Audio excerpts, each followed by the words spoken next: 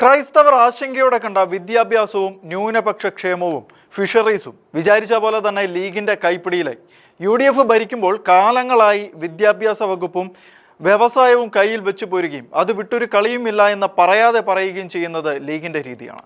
എന്നാൽ ഇക്കുറി വിദ്യാഭ്യാസ വകുപ്പ് ലീഗിന് കൊടുക്കരുത് എന്ന് ക്രൈസ്തവ സമുദായ സംഘടനകൾ പറഞ്ഞിരുന്നെങ്കിലും വിദ്യാഭ്യാസ വകുപ്പിനെ പിണറായി ഉന്നതമെന്നും പൊതു എന്നും വെട്ടിമുറിച്ച് രണ്ടാക്കിയിട്ടിരുന്നതിനാൽ അത് പ്രയോജനപ്പെടുത്തിക്കൊണ്ട് കോൺഗ്രസ് ഉന്നത വിദ്യാഭ്യാസം കയ്യിൽ വെക്കുകയും പൊതുവിദ്യാഭ്യാസം ലീഗിന് തന്നെ നൽകുകയുമായിരുന്നു. വിദ്യാഭ്യാസവും പാഠ്യവിഷയങ്ങളുമെല്ലാം മതേതരമായിരിക്കണമെന്ന ഒറ്റ കാരണം വെച്ചുകൊണ്ട് തന്നെ കോൺഗ്രസ് വിദ്യാഭ്യാസ വകുപ്പ് ഏറ്റെടുക്കണമായിരുന്നു. UDF ഭരിച്ചാലും LDF ഭരിച്ചാലും ന്യൂനപക്ഷ വകുപ്പ് കൈയാളിക്കൊണ്ടിരുന്നത് ഇസ്ലാം മതസ്ഥരായ മന്ത്രിമാർ തന്നെയാണ്.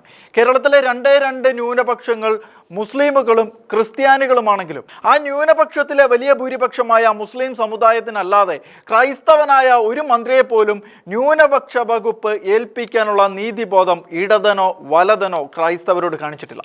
ഇക്കുറി മന്ത്രിസഭാ രൂപീകരണം നടന്നുകൊണ്ടിരുന്നപ്പോൾ തന്നെ ക്രൈസ്തവനായ ഒരു മന്ത്രിക്ക് ന്യൂനപക്ഷ വകുപ്പ് നൽകണമെന്ന് ക്രൈസ്തവ സമൂഹം പ്രത്യേകം ആവശ്യപ്പെട്ടിരുന്നെങ്കിലും അത് അവഗണിച്ചുകൊണ്ട് ലീഗിന് ആ വകുപ്പ് അടിയറ വയ്ക്കുകയാണ് ചെയ്തത്. കടുത്ത പ്രതിസന്ധികളിലൂടെ കടന്നുപോകുന്ന ക്രൈസ്തവ സമൂഹത്തിന്റെ പ്രതിനിധിയെ ആ വകുപ്പ് ഏൽപ്പിക്കേണ്ടതായിരുന്നു.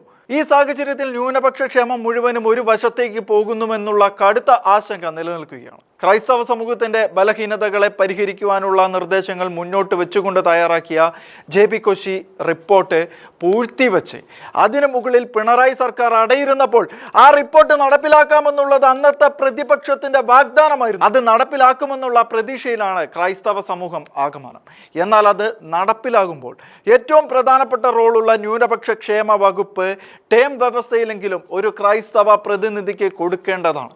പക്ഷേ അവിടെയും ലീഗിന് അപ്രമാദിതമാണ്. ന്യൂനപക്ഷ ആനുകൂല്യങ്ങൾ 80:20 മാത്രമേ വീതിക്കുകയുള്ളൂ എന്ന് വാശി പിടിക്കുന്നവരുടെ കയ്യിൽ ന്യൂനപക്ഷ ക്ഷേമ വകുപ്പ് ഇരിക്കുമ്പോൾ JB കൊശി കമ്മീഷൻ റിപ്പോർട്ട് പ്രാവർത്തികമാക്കുന്ന കാര്യം ആശങ്കയോടെ തന്നെയാണ് ക്രൈസ്തവർ നോക്കിക്കാണുന്നത്.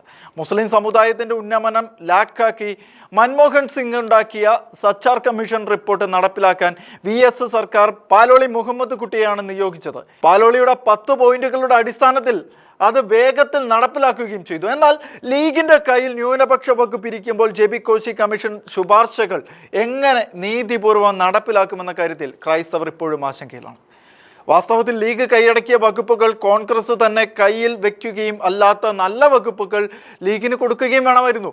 വഖഫ് അധിനിവേശം മൂലം മുനമ്പം ജനതയ്ക്കുണ്ടായ പ്രശ്നങ്ങൾ 10 മിനിറ്റ് കൊണ്ട് പരിഹരിക്കാമെന്ന് വാഗ്ദാനം നൽകുകയും മുനമ്പം ഭൂമി വഖഫ് അല്ല എന്ന് ഉറപ്പിച്ച് പറയുകയും ചെയ്ത പ്രതിപക്ഷ നേതാവാണ് ഇപ്പോൾ മുഖ്യമന്ത്രിയായിരിക്കുന്ന VD സതീശൻ. മലബാറിലെ കണ്ണായ ഒരു ഭൂമി മുനമ്പത്തിന് പകരം നൽകി മുനമ്പത്തെ വഖഫിന്റെ അവകാശവാദം പിൻവലിപ്പിക്കാനുള്ള ശ്രമം കഴിഞ്ഞ സർക്കാരിൻ്റെ കാലത്തുണ്ടായിരുന്നു.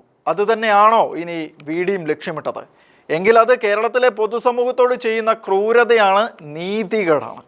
ലീഗുമായി ചേർന്ന് ധാരണയിലെത്തിയ VDയുടെ പരിഹാര ഫോർമുലയ്ക്ക് തുടക്കത്തിൽ ലീഗ് ഒപ്പം നിന്നിരുന്നെങ്കിലും മുസ്ലിം സമൂഹത്തിലെ എതിർപ്പ് കണ്ടവർ പിൻവലിയുകയാണ് ഉണ്ടായത്. മുനമ്പം വിഷയത്തിൽ ലീഗ് പറയുന്നത് അനുസരിക്കുകയെ മുഖ്യമന്ത്രി VD സതീശന് നിവർത്തിയുള്ളൂ എന്ന രീതിയിലേക്ക് കാര്യങ്ങൾ പോകാനുള്ള സാധ്യതയാണ് ഏറെ. ഇക്കാരണങ്ങൾ കൊണ്ട് തന്നെയാണ് ഭീതിയോ പ്രീതിയോ പക്ഷാപാതമോ വിദ്വേഷമോ കൂടാതെ ഒരു ഭരണം സാധ്യമാകുമോ എന്ന ആശങ്ക അന്തരീക്ഷത്തിൽ ശക്തമായി അലയടിക്കുന്നത്.